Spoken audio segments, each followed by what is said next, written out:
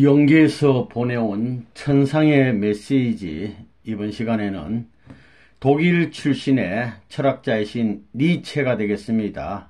니체 선생, 이분은 전통 가치를 뒤엎은 철학자가 되시겠습니다. 유명한 자라투스트라는 이렇게 말했다라는 것을 저술했고, 기독교인으로서 신의 죽음을 선언하신 분입니다.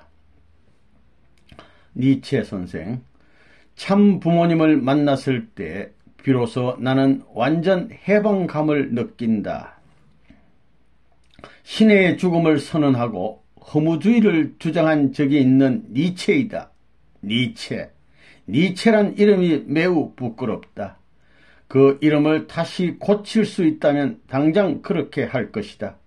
그것이 솔직한 내 심정이다.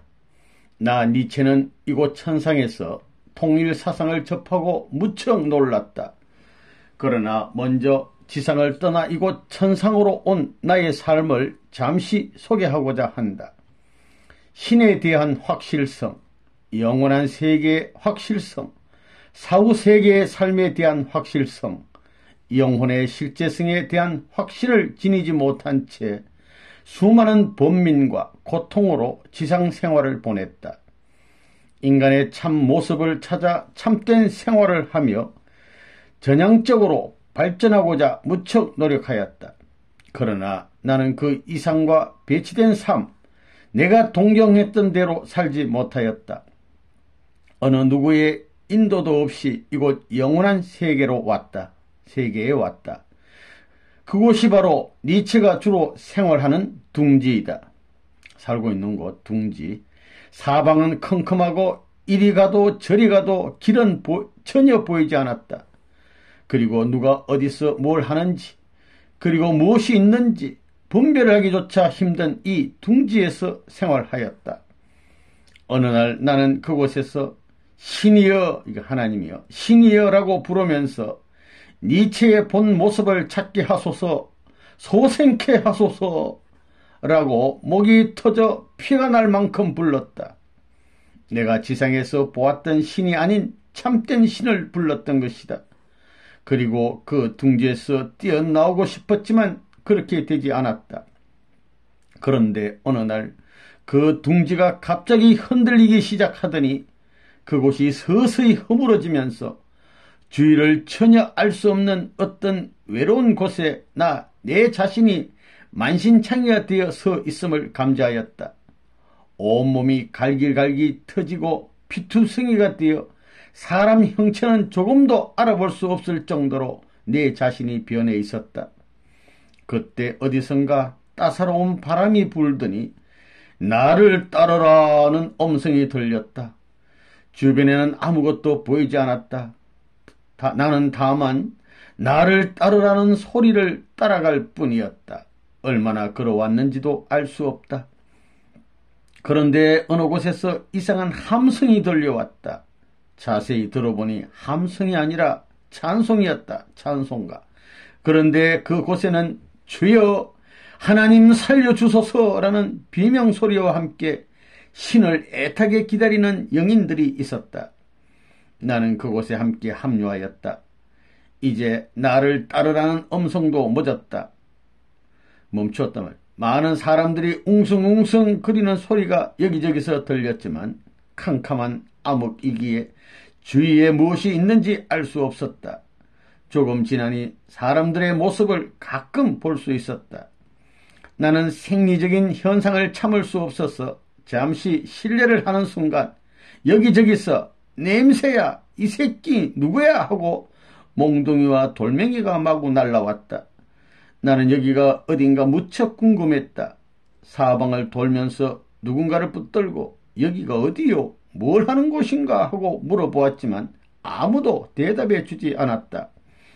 그런데 갑자기 이곳은 자신의 삶을 깨끗하게 청소하는 곳이라는 음성이 들렸다.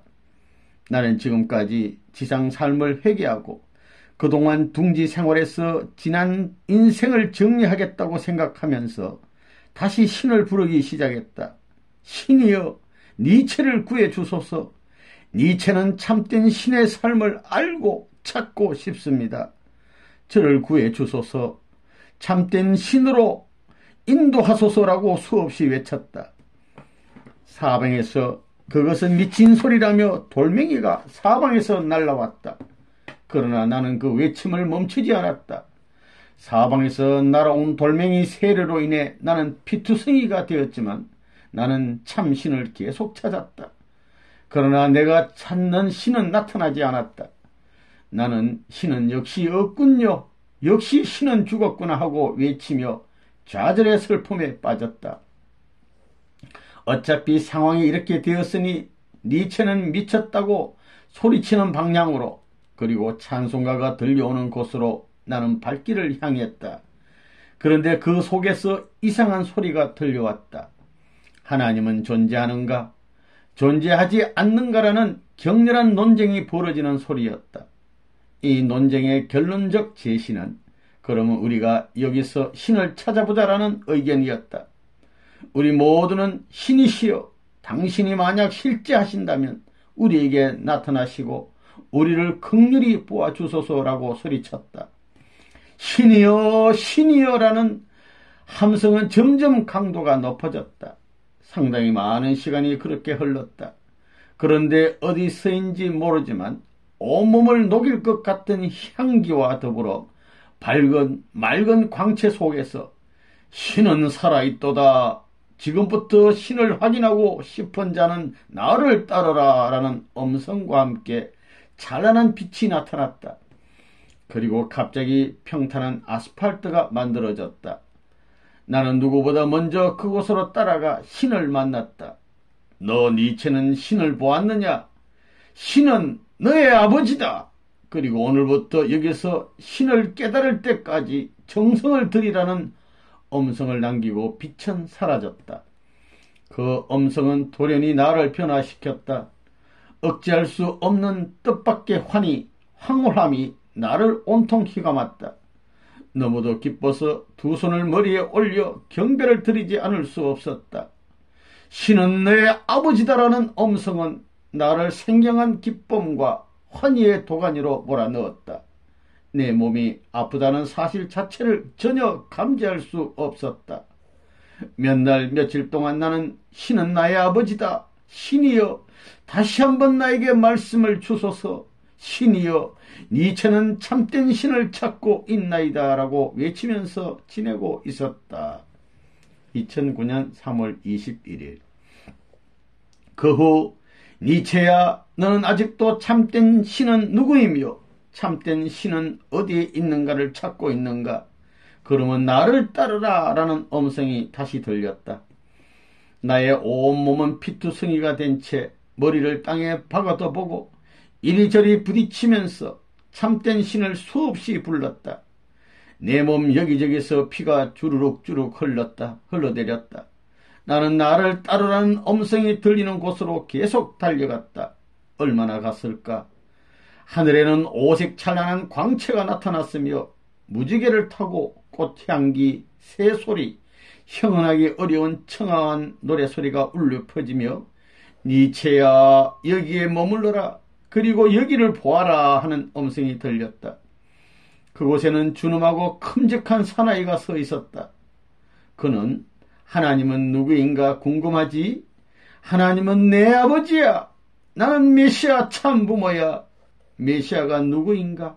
참부모는 누구인가? 지상의 삶과 이곳을 자세히 보라고 말하였다. 그곳을 다시 보니 이상은 선생이 있었다. 이 선생은 하늘 같은 넓은 화면을 통해서 통일 사상을 세밀하게 설명해 주었으며 자세하게 기록된 참부모님의 생애노정 차트를 보여주면서 하나님과 인간관계에 대하여 충분하게 설명해 주었다. 이 선생의 눈에는 피눈물 범벅이었다. 나는 지상생활 당시의 시대적 상황에 반영된 기독교의 전통을 통찰할 때 기독교의 비판은 불가피했다고 생각했다. 그것은 기독교의 참모습을 추구하기 위한 매우 신중하고 강력한 몸부림이었다. 니체의 신의 죽음의 선언은 역설적으로 참던 신의 모습을 추구하는 애처로움 자체였다. 지금 지상에서 평화운동의 선구자로 하나님의 채를 잇고 수고하시는 참부모님 노정을 접할 때 비로소 나는 완전 해방감을 느낀다. 나는 참부모님을 감히 부를 수도 없고 우러러 볼 수도 없는 존재이다. 하나님, 참부모님, 지금까지 잘못 이해한 니체의 신관을 지상인들에게 어떻게 알려야 합니까? 하나님, 참부모님, 니체의 과격한 견해를 널리 용서해 주실 수 없으신지요? 니체가 지상인들에게 간절히 부탁하는 마지막 메시지는 참부모의 의미를 여러 차원으로 연구해 보아야 한다는 것이다. 니체, 2009년 4월 20일.